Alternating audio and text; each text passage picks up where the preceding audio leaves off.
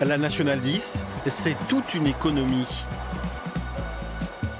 Le relais de Barbezieux, une sorte de village, devenu en 20 ans une référence pour les professionnels de la route.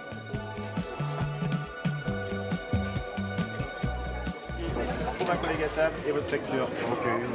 Bon appétit, à très bientôt. Au revoir. La Nationale 10, pour vous, ça apporte quand même quelque chose d'assez bénéfique. Absolument, absolument. C'est un point de passage important. On est juste à côté, sur une sortie assez proche. Donc on a forcément des gens de passage qui s'arrêtent, pas que. Parce qu'aujourd'hui, si vous regardez dans la salle à cette heure-ci, c'est beaucoup de gens locaux qui ont des entreprises à côté ou qui ont une activité qui les amène à venir se restaurer chez nous.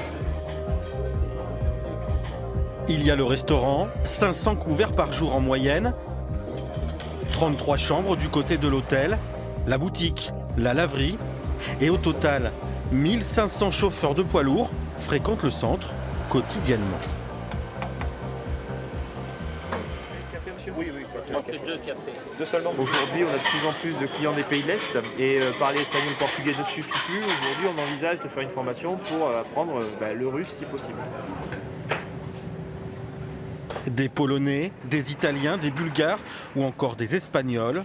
Une dizaine de nationalités se croisent et se côtoient. Des chauffeurs qu'il faut contenter dans l'assiette. Le chauffeur routier espagnol, si je propose du poulet à midi, je sais que je peux lui proposer le poulet, c'est ce qu'il va me prendre. Il n'y a aucun souci, c'est quelque chose qui, quand il n'y en a pas, il nous le demande. Après, le fonctionnement que nous avons, c'est un buffet d'entrée à volonté. Donc le buffet d'entrée est hyper important. Ils nous font bien la remarque quand il est un peu moins bien présenté qu'ils aiment bien avoir du choix.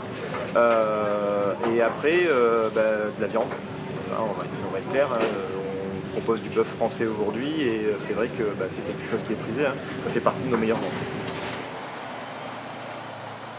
Une ombre au tableau cependant, l'essence. Au centre routier, le directeur constate une baisse de 20% du chiffre d'affaires de la station-service. L'explication est simple, les routiers étrangers ne font plus le plein en France. L'autonomie des véhicules aujourd'hui, ils peuvent traverser la France, Madrid-Bruxelles sans problème, sans faire de carburant.